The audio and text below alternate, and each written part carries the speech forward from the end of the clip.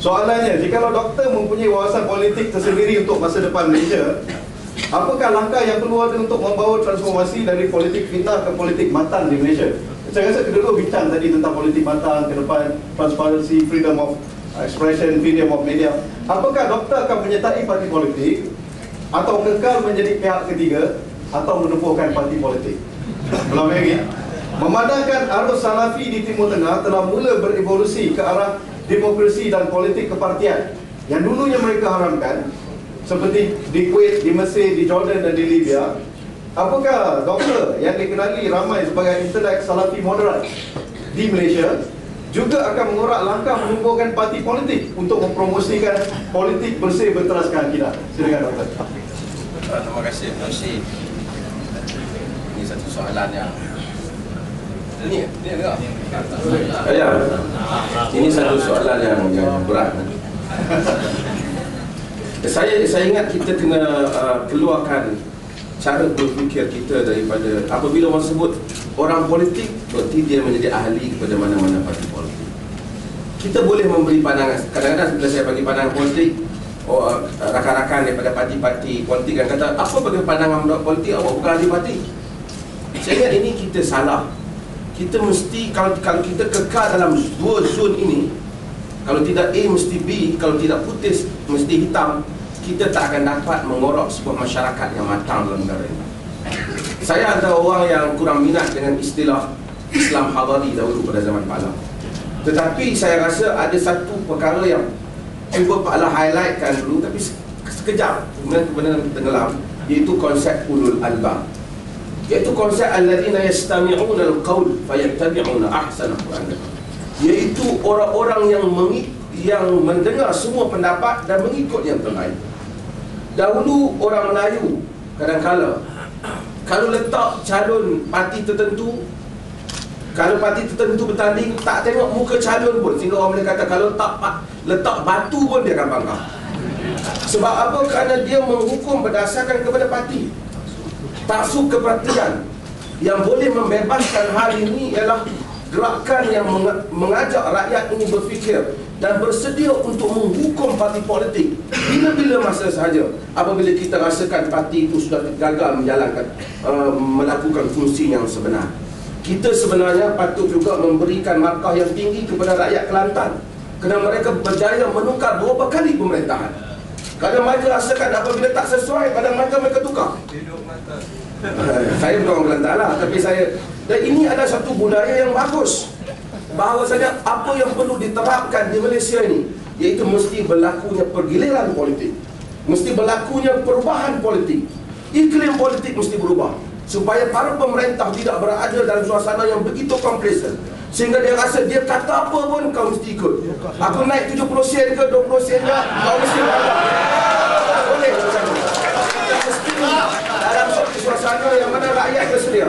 Walaupun dia mungkin pakai baju BN, ini pakai baju PAS. Kalau Kelantan buat tak kena, dia akan tukar. Kalau pusat buat tak kena, dia tak akan bagi undi. Dan kalau kita berjaya mewujudkan keadaan demikian, jika saya rasa saya tak mewujudkan parti politik pun boleh menggerakkan rakyat untuk merubah, itu sudah bermakna kepada rakyat umum. Kita perlukan gerakan intelektual yang seperti ini, bergerak lebih besar dalam negara ini. Kita yang menentukan masa depan orang politik, bukan orang politik menentukan masa depan kita.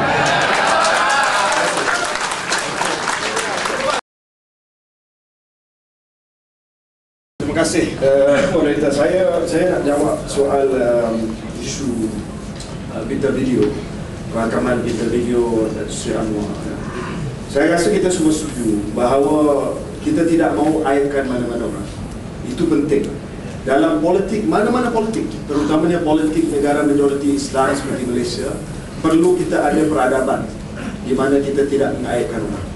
Dan saya lah orang yang pertama yang setuju, yang mengatakan sekiranya telah diadakan tayangan perdana video lucah, perlu ada tindakan kepada mereka yang tayang video tersebut. Itu jelas. Yang kedua, yang disebut oleh Ustaz Nasruddin, saya setuju. Memang kalau kita lihat dari segi hukum hudud ini dia tidak boleh ditambah, tidak boleh ditokok, tidak boleh diubah. Maksudnya, kalau sekiranya tidak ada 4 saksi dalam kes zina, maka ada tuduhan qazaf. Qazaf maknanya hukumannya 80 sebatang. Kalau zina dibuktikan dengan 4 saksi yang waras, yang adil, maka tuduhannya, ini hukumannya apa? Hukumannya adalah rejam sampai mati kalau sekiranya sudah kahwin, ataupun 100 kali sebatang sekiranya belum kahwin. Itu tak boleh diubah, itu tak boleh ditokok tambah. Tetapi kita kena tanya, undang-undang Islam ini bukan hanya di Malaysia, di wilayah persekutuan, bukan hanya hudud, bukan hanya kisas, tetapi ta'zir juga. Kalau kita lihat kepada hukum Akta Kesalahan Jenayah Syariah wilayah-wilayah persekutuan tahun 1997, apa yang terkandung dalam akta tersebut, yang diguna pakai oleh PAS juga, yang diguna pakai oleh PKR juga, yang bawa kes qazaf kepada Mahkamah Syariah di wilayah persekutuan adalah undang-undang ta'zir. Maksudnya bukanlah undang-undang hudud. Kalau sekiranya kita tengok kepada kes zina dalam undang-undang wilayah persekutuan, kes jenayah syariah wilayah persekutuan, itu bukan hukum hudud. Sebab hukumannya bukan hukuman rejam sampai mati. Hukumannya bukan hukuman sebat 100 kali. Hukumannya adalah hukuman apa?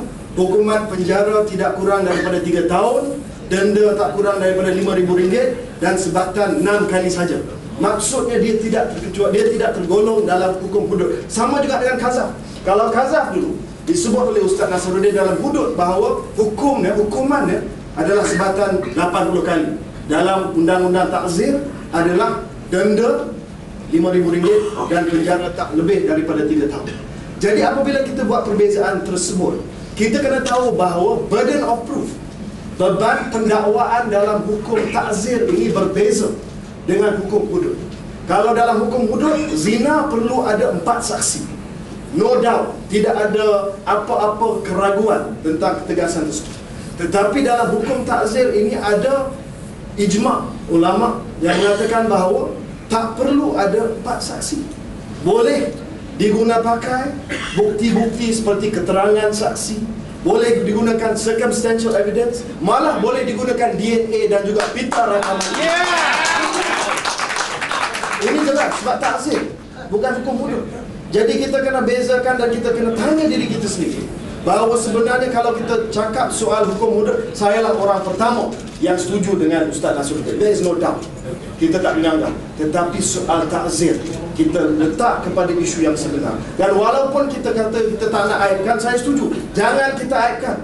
Dan selagi benda ini dipanjangkan, Datuk Seri Anwar akan diaibkan. Sebab itu saya minta atas kapasiti Ketua Pemuda mewakili semua, kita minta supaya cepat dibuat siasatan, dapat pastikan siapa yang ada dalam video tersebut, kesahihan video tersebut. Ustaz Nasruddin risau mungkin ada gangguan teknologi dan sebagainya. Kita buat secara transparan, dan sekiranya ada kesalahan, bawa dalam undang-undang ta'zir yang jelas berbeza daripada hukum. Saya nampak saya dapat Datuk Seri nak buat komen pasal ta'zir. Substantial evidence. Tak, saya pada asasnya setuju apa yang, kerana keadaan sekarang yang terlaksana di Malaysia adalah undang-undang ta'zir, dia bukan hudud. Tapi Ustaz Nasruddin cakap pada konteks hudud lah. Walaupun tidak ada undang-undang, tapi kita masih lagi kekal dari disiplin seorang Muslim.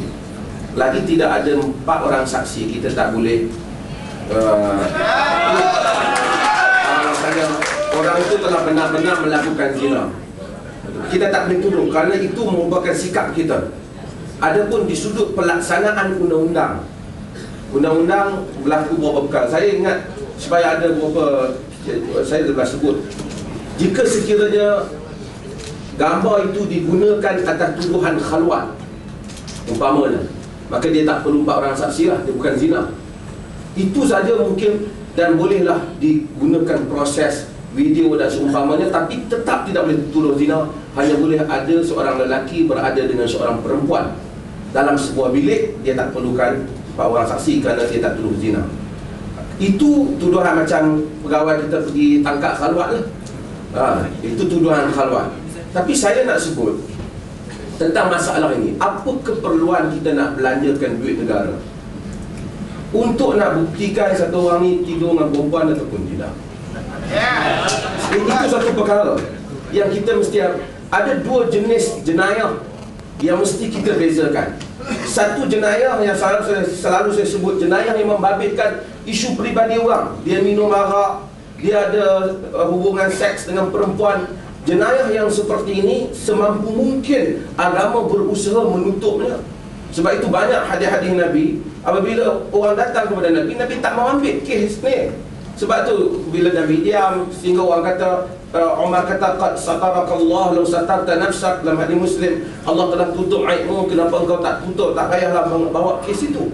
Ini berbeza. Tapi jenayah yang perlu kita beri perhatian ialah jenayah yang membabitkan, yang menggugat keselamatan awam, seperti rompak, seperti merogol, mencuri, seperti juga rasuah, mengambil duit rakyat dan seumpamanya yang membabitkan keselamatan awam. Ini perlu kita fokus. Kita bimbang. Saya tahu kalau sekiranya orang tu terlibat, kita hati kita tak gembira dengan dia mungkin. Tapi tak payahlah benda ni dijadikan isu negara. Tak ada faedahnya pun. Doktor, bagaimana kalau yang, contohnya saya cuba nak fahami pemikiran orang yang mungkin beria. Dia kata yang terlibat itu bakal jadi Perdana Menteri.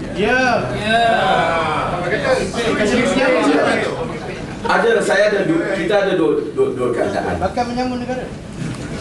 Tak harap Kita ada dua keadaan yang berbeza. Pertama, dari segi sebagai seorang Muslim, kita tidak dibenarkan oleh agama tajassus, iaitu pergi mengintip aib peribadi orang. Jika kita izinkan perbuatan ini, maka bererti mungkin orang akan pasang video di bilik tidur kita juga, untuk pastikan kita tidur dengan bini kita atau dengan bini orang. Nanti semua orang akan kena. Bila kita tanya, pasal apa awak rakam saya tidur dengan isteri saya? Takut awak tidur dengan isteri orang. Nanti semua ahli politik akan jadi mangsa. Apa kenapa awak rakam video dia?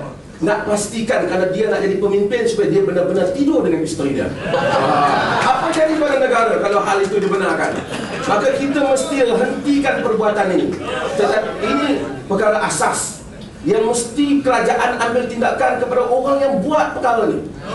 Jika dia tak diambil tindakan, lain-lain bangsa akan berlaku. Tambah zaman internet sekarang, kita tidur dengan isteri kita, dia siarkan dalam YouTube, dan orang tak tahu kata itu isteri kita. Orang tanya dia, pasal apa awak ambil gambar isteri saya? Kenapa awak ambil gambar saya? Saya tahu awak bakal pemimpin negara, saya nak pastikan. Macam mana hal yang berlaku? Kedua, keadaan yang kedua, si jahat ni telah buat kerja ni, kita tetap tak ada, dia ambil tindakan. Saya buat satu contoh yang lain lah. Kita tak boleh ambil gambar orang lain, tapi ada orang ambil gambar satu orang lelaki. Lelaki itu buat benda tak baik dan dia meminang anak kita. Bila dia meminang anak kita, anak perempuan kita, orang kata dia ni ada cerita tak bagus tentang dia. Ada orang ambil. Kita kata perbuatan mengambil gambar itu haram. Tetapi apabila gambar itu telah sampai kepada saya, sebagai seorang bapa, dan sebagai seorang Muslim, saya tak tuduh dia kerana tak ada bukti. Tapi saya telah ragu dengan dia. Sebagai seorang bapa, saya tak akan kahwinkan anak saya dengan dia. Itu ada hak yang kedua. Itu hak yang kedua. Saya rasa kita kena adil. Maka sebagai rakyat awam, saya tak bersetuju dengan video itu. Tapi bila video itu keluar, orang awam akan ada persepsi. Persepsi itu, dia akan timbul keraguan, peranan. Sebab itu saya kata kepada ketua pembangkang, saya tak kata bahawasanya sumpah itu perlu, itu sumpah mahkamah. Tapi alangkah baiknya, bukan wajib untuk dia, sama sekali tidak wajib. Tapi alangkah baiknya dia menyatakan, wallahi saya tidak buat. Di dalam ceramah dia, bukan kerana isu mahkamah, tapi sekurang-kurangnya nak membuang persepsi salah orang. Saya sebenarnya sengaja